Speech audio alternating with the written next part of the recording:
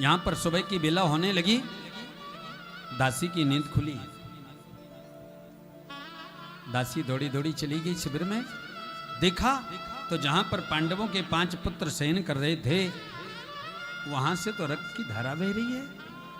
बहती हुई रक्त की धारा को देख करके दासी बेहोश हो गई, धड़ाम से गिर पड़ी जमीन पर।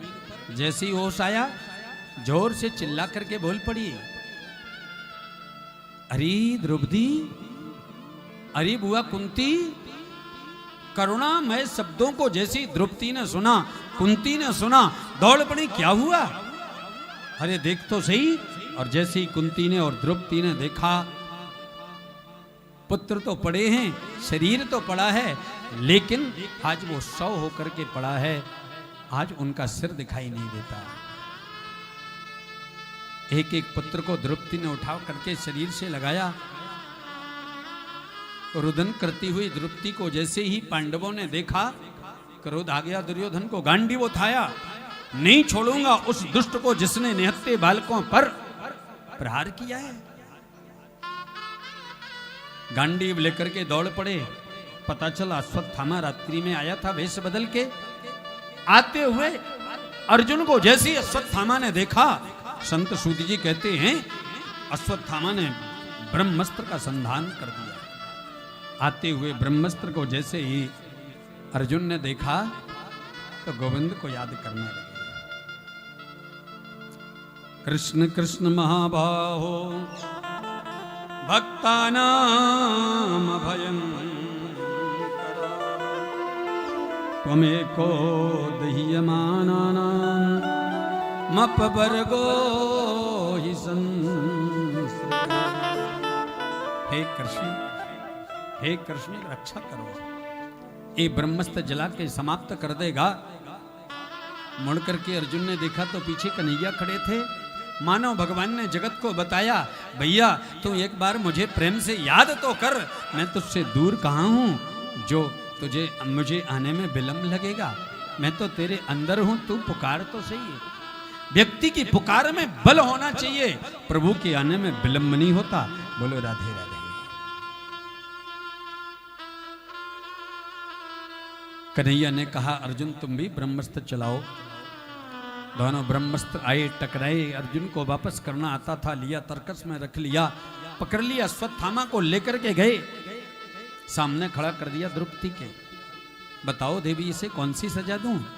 तुम कहो अग्नि में जला करके मार डालूं, तुम कहो तो तपते हुए तेल की कड़ाई में डाल करके मार डालूं इसे, तुम कहो तो इसके शरीर के टुकड़े करके करके कुत्तों को खिला दूं।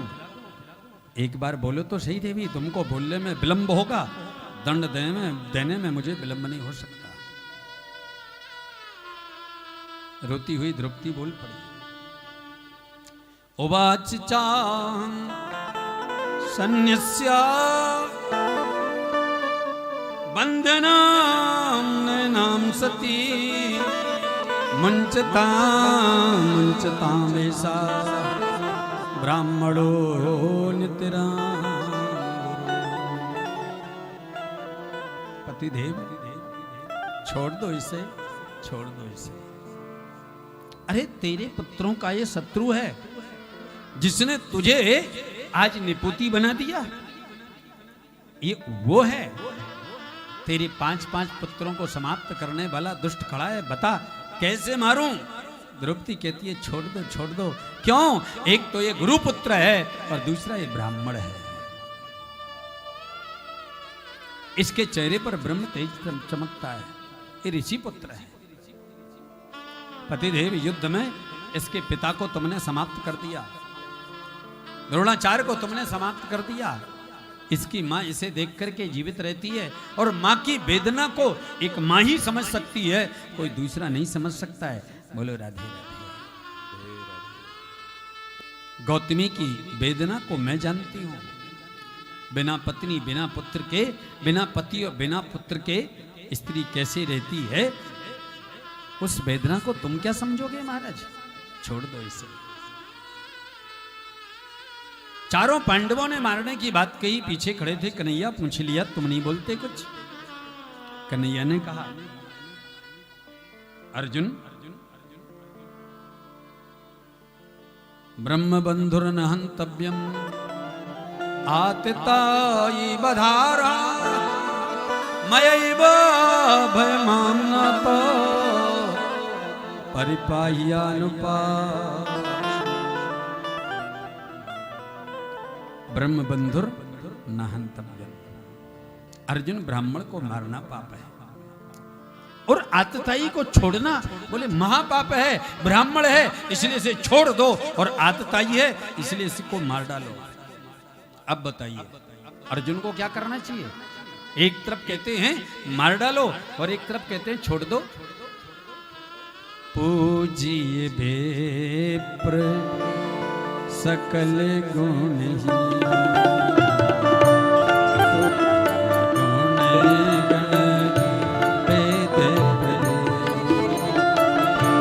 पूजिए बेप्र सकल गुण हीना रुद्र न गुण गण वेद प्रवीणा। पूजिए बेप्र सकल गुण रुद्र न गुण गण वेद प्रवीणा। पूजिए बेप्र सकल गुण हीना रुद्र न गुण गण वेद प्रवीणा। परहित सरेस धर्म नहीं भाई, परहित सरिस धर्म नहीं भाई। परपीड़ा सम नहीं अदमान, पर पीड़ा सम नहीं अदबाई। पूजिए बेगुण ही, पूजिए बेप्र सकल गुण कन्हैया कहते हैं ब्राह्मण है इसलिए छोड़ दो, दुष्ट है इसलिए मार डालो।